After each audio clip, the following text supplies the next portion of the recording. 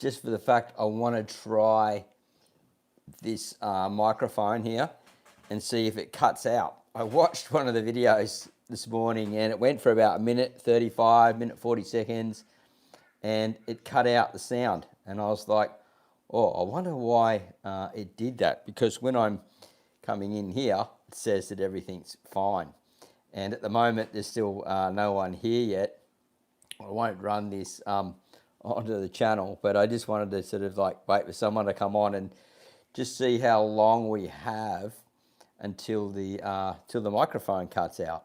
So yeah, just wait for some crew to come along. And it's quite warm outside, and I've done enough composting. I've got someone coming at around about 12:30, I believe.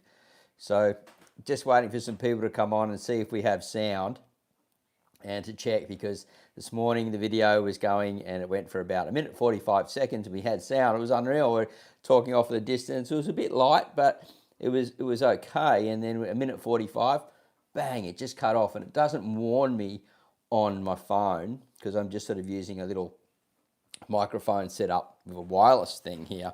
And if you can hear me and drop a little comment and let me know you can hear me all right. Thanks, Jim. Appreciate that, mate, and all your comments. You know, I thought I just got to keep running with it and seeing how things go. I got some really good feedback from you guys as well, some positive stuff about it. And I believe that if I can take the live shows outside and we keep getting, the sound doesn't cut out. But we just need to know, as soon as the sound cuts out, we'll need someone to say, hey, Marty, the sound's cut out. Currently, at the moment, I've been going for 2 minutes, and I want to know if it's because the microphone got loose or something in the side of the camera there. It's a little DJI system. It's not a cheap little crappy thing. It's a decent little microphone. Now, the sound should be coming in pretty good. I'm going to head outside now. I'm going to keep my glasses on so I can read anything that comes through, and just, yeah, show you around the garden a bit. It's a little bit tricky looking through the reading glasses at the same time, but we'll go for it and take you outside. It's really quite warm. It's around about 35 degrees. Not 35, about 30 degrees at the moment. Whoa, I just jumped out there. And this is my composting area, as you would have seen in a lot of the videos. And this is a permaculture, sucks getting old, yeah. This is a permaculture garden design. But, you know, when I was studying agribusiness at college, permaculture was really something that wasn't very known quite well off. Now, I knew of permaculturists around here, and such as Jeff Lawton and other crew, and some of my friends were actually permaculturists. But I studied under organics, and I had great, fantastic teachers. And I just learnt so much, and then years and years of experience of trialing things. And I remember one of my teachers said to me, no, Marty, companion planting does not work. It only works if you rub on something, and you rub on the plant and it releases the oils. Now, if we're talking about companion planting on a situation of like for the scents and things like that, that's actually true, because with the scents being released. Now, an example would be the mosquito and malaria, right? So malarial mosquitoes, the type that carry it in Africa, live in citronella grass. They breed in there, but it's not until the wind goes through or a scent goes through that it affects them, but they're actually breeding in the citronella grass. Now, that really gets you thinking, doesn't it, along those lines? But people, we know now that above and below the ground, certain plants and things affect each other. And so, you know, it's all about sort of trial and error in your place. And here, I've been trialing this for quite a while now, and we're going to have cucumbers coming up onto here soon. And everything's sort of falling into space, and anything that hasn't performed, I just don't grow anymore. I just don't, or I'll try another spot or something like that and see how that's working. So anyway, let me know. Microphone's still working. We cut out at 1 minute 45 at the first video we did this morning live, And I really want it today. I'm not using the big tripod, I'm just going to use the hand one and see if that doesn't knock around the microphone where it just, maybe the little receiver will sort of come off. And so just running the trials at the moment while we're in the street here. Now, this eggplant, as far as I'm concerned, is famous. It's just, look at it. It's right next to a worm farm. It took a while to get going. Now, this will produce for quite a few years, as long as I take good care of it. Now, there's the worm farm right next to it. You can see here, right? And if we lift it up, you should be able, now I can't really see that in there unless I'll flick the camera around so I can see. And no, that's the right way, sorry guys. So you can see some worms down over here. The spider, there he goes. And then should be plenty under here as well. And this is self-feeding, all this system here. There's a few little ants in there. We get some rain and I'll flood it out with water and they'll go by. But I'll close this back up. And we're climbing a tomato up here. I grow all different types of cherry tomatoes. This one's fallen down and needs to be staked back up. It's next to another worm farm there. And we've got a cucumber coming up and it's going to run up this beam and across this beam and back up along this beam. We're going to have heaps of cucumbers. I'm going to close this up here and I'll just show you. So I've got to be careful with the leaves getting stuck underneath the lid now because this thing's getting so big. But we're pretty much harvesting a lot of these for friends. And when they start going green a bit, they're ready to come off. And we had a few bigger ones. So look, here's another one here. I think that's, yeah, that one's ready to go. I need to get that one off. And they're a bit spiky. Oh, just spiked myself then. Now, eggplants are related to the nightshade family with tomatoes and potatoes and things like that. But this one just grows it's growing and growing and growing. And it's, I don't really, I throw a little bit of compost around the bottom in here. But I don't really feed it much, just give it a little bit of liquid stuff every now and again as well to try and keep it healthy. But if I was to stand next to it, so you can get an idea of the size of it, actually I'll just clip this back around here and here we go. So I'm sort of kneeling down there, so it's around about 3 feet high and around nearly as wide as what it is tall, and it just keeps producing lots of food. And so it's really great, and it's sort of, in a way, it's not exactly companion planting, but you're using the nutrition from the ground, from the worms and the composting system. And you can see here, this is a great companion, the parsley with the sweet potato, because parsley likes a bit of shade when it's really hot, and the sweet potato just protects it a little bit and keeps it in there so it stays moist, because it needs to keep quite moist. And I don't want to spend a lot of money on watering all the time. It can really add up when you've got a big place like this. Now, let me know that we can still hear the sound, right? Because I'm really concerned about the sound. Want to keep it rolling and make sure that this is working so I can get out these live shows to you and talk to you at the same time. I tried getting the StreamYard on here. That was just a bit of a hassle. It cut out the microphone in a few minutes. So I'll just show you inside this worm farm. Now, they might have gone down a bit because it's hot now. This is the big one of the big boys, and look at them. Now, this type of worm farm, once they get really big and they get old, the night crawlers, like these are just babies in here, teenagers, or maybe you call them, still laying their cocoon doing their thing, but once they get big, I find they either come out through the top of the system or climb out through the bottom, and they want to move on. So generally when I get to near the end of harvesting, they're all teenagers and babies sort of in here, and the bigger ones have moved on. So that's why I leave it next to a compost system or somewhere where they can escape and get back into other compost areas or other parts of the garden. And so we've got this one to harvest next, and I think this is about 240 litres from memory. And so that, when I mix that up, I end up getting about, with my mix, you know, I'm getting about 6 or 7 bags, which is not too bad out of that, and mixing it back over there. So let me know, we can still hear the sound, everything's going okay with that.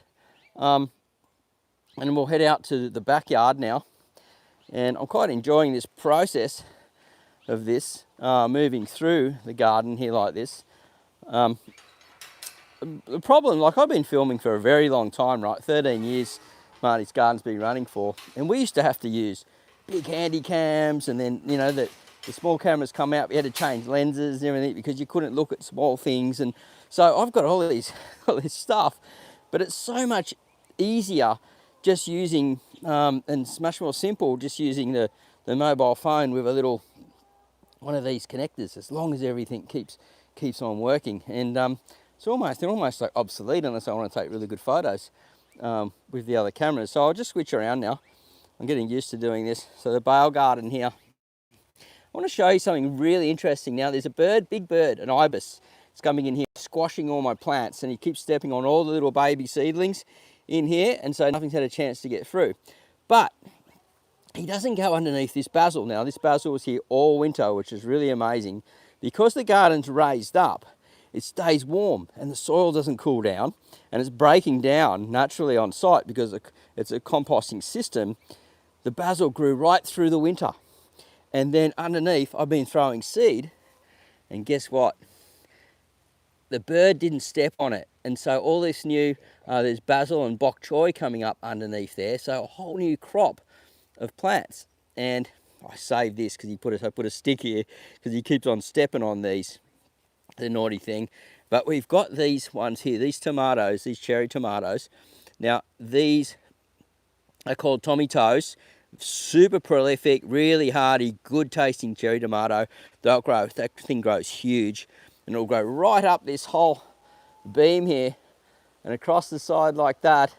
And I've had birds coming in and stealing the cherry tomatoes, but once it all goes up and they're all falling down, there's nothing for the birds to sort of, the big crows, the currawongs, to grab hold of the cherry tomatoes. So that's one of the ideas, and to create levels. So you've got your bottom level right at the bottom here. Things can sprawl across and like the shade and stuff. Then I've got a mid level, which can be your different herbs and things. So it can be like basils and stuff. And then right up the top, it can have cucumbers and beans and tomatoes and everything spilling over these things. These are just tomato stakes with supports put on the corners there. So yeah, very, very cool. Now it's only just still spring now, and I was showing everyone before when we had no sound, the chicken coop, the super coop I like to call it. And then in here we've got sectioned off is our food forest running outside here, where the chickens run up and down in here. And then, you know, there's a little avocado tree you can see right in front of those chickens there. And the composting system right through here. Now, let me know that we've still got sound, please, guys. And if it sound cuts out, then I need to know sort of what's going on here. So I'll step back and give you a really good bird's eye view from a distance of what it looks like. Because when we're just sort of shooting through, we're just showing you a frame. And I can really get back here and give you an idea of this. So I moved in here 26 months ago, and I had about a 6-month break.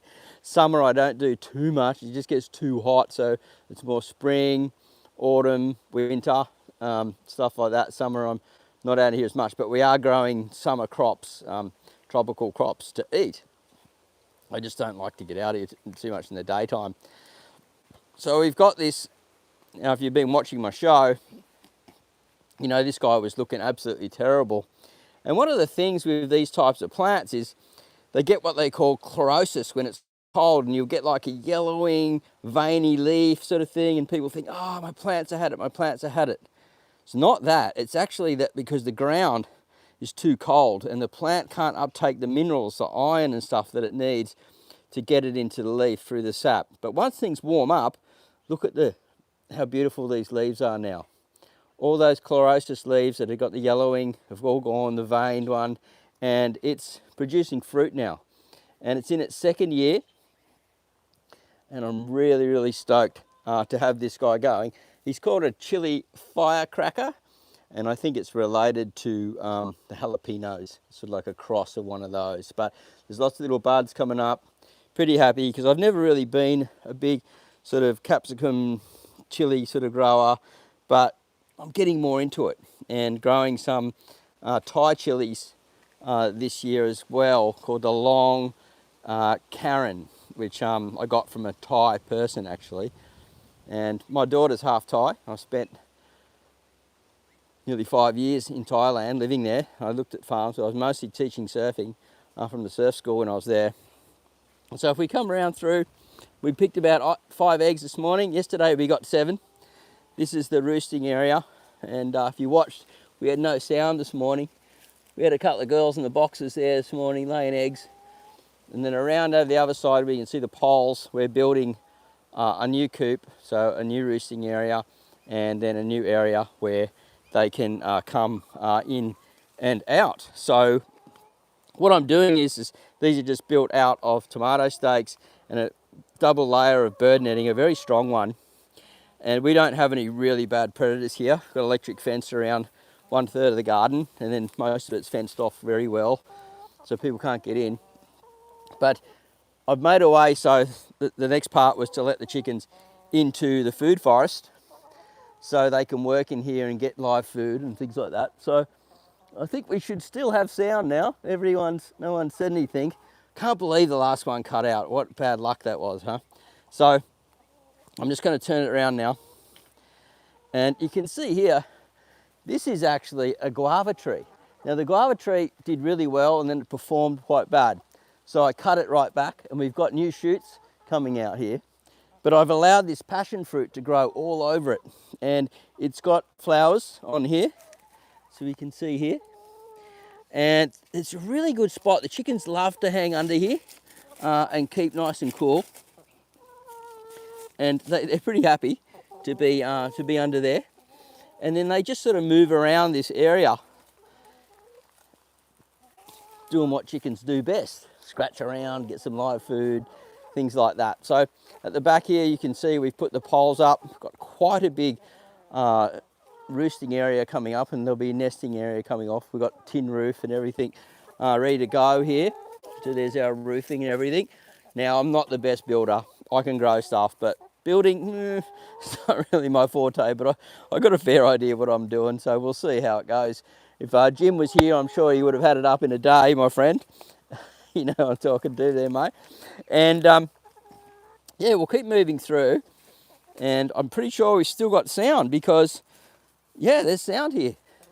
No one said anything that there's no sound. So there's the betel leaf growing there. That scrabbles across the ground. It's a tropical, subtropical plant related to the pepper.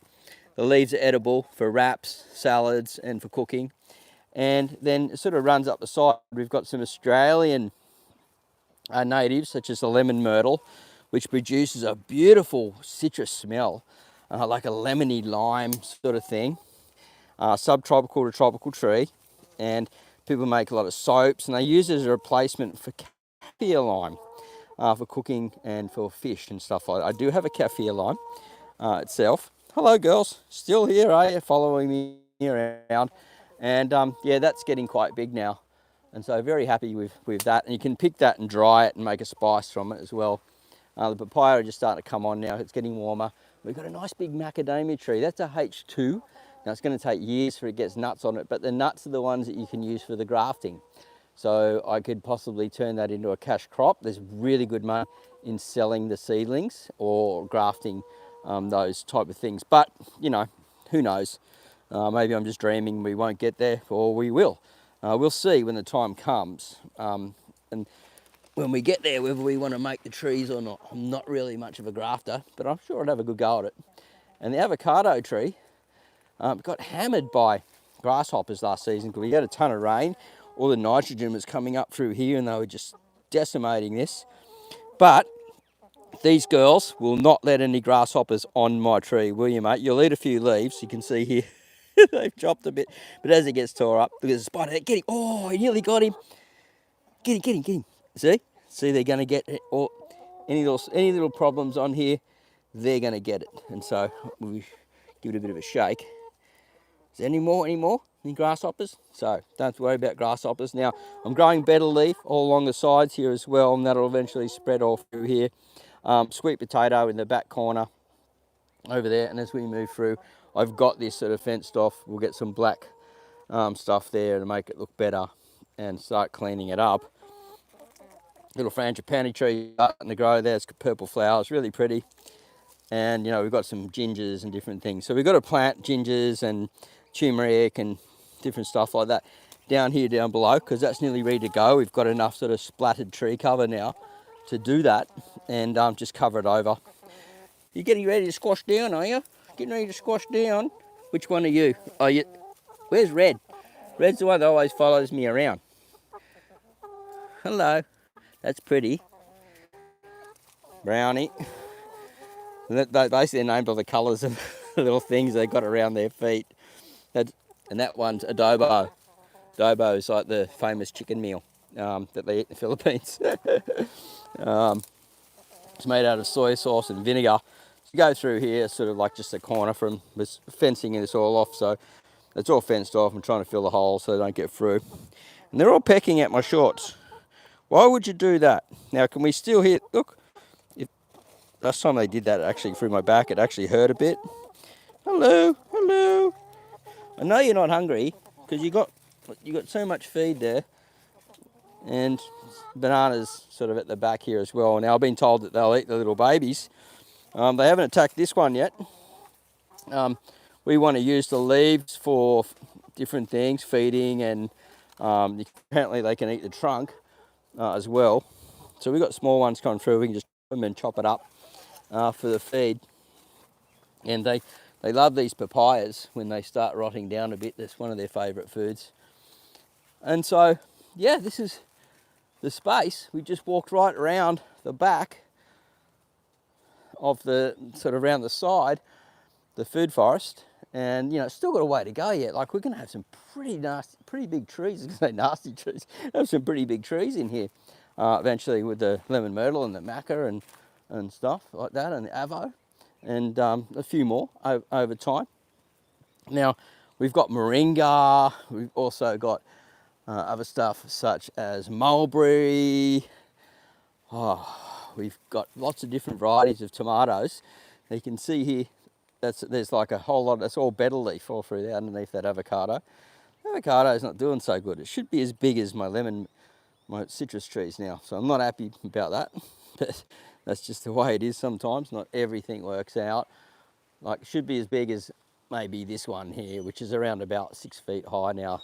This is our mandarin. It's got beautiful fruit on it, and it got rid of its chlorosis very early. Now there's some type of bug on here.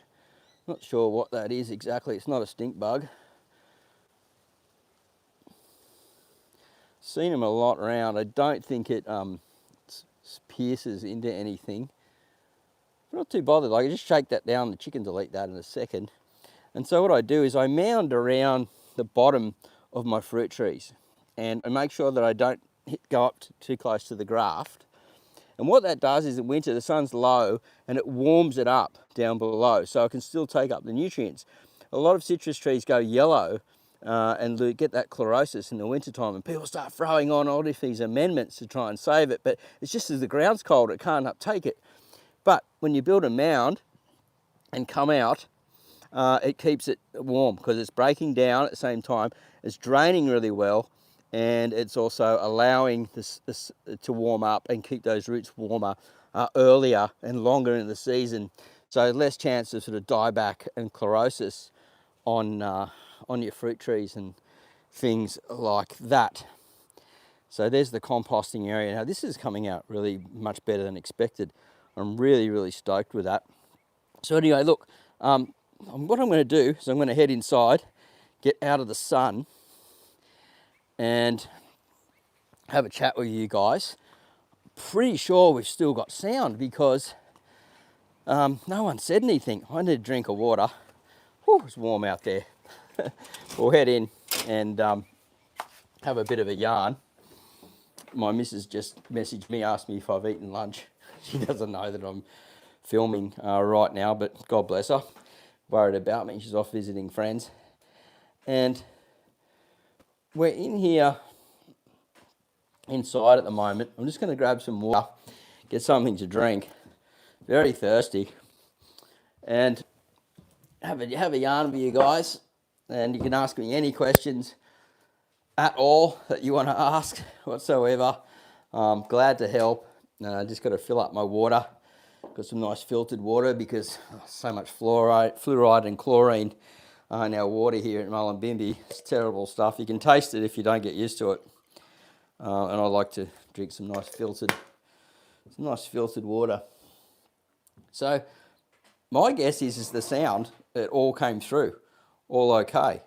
So that's really great. We didn't get nowhere near as many people coming on the show today as we did earlier this morning, but enough to sort of give me some feedback and for me to show you around what's going in the garden. Love to know if all the sound went well right through. If you can let me know, just put it in the comments box there. And we'll sort of roll from there and see if maybe it's a better system just using a little tripod and this microphone didn't get knocked around or moved because it shouldn't cut out like it has twice already. So just waiting for some feedback on that we've still got sound on here, and any questions that you may have, yeah, I'd love to know.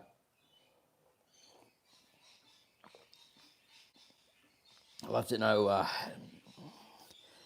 your questions, if I can answer anything. Worm farming, composting, any gardening stuff, anything about. Look, I'm not too great on the chickens. I'm still learning a little bit more about those all the time. But yeah, happy to just get a question just to or something feedback to let me know that the sound is still coming through okay, and that we've got a good connection. Cheers to that.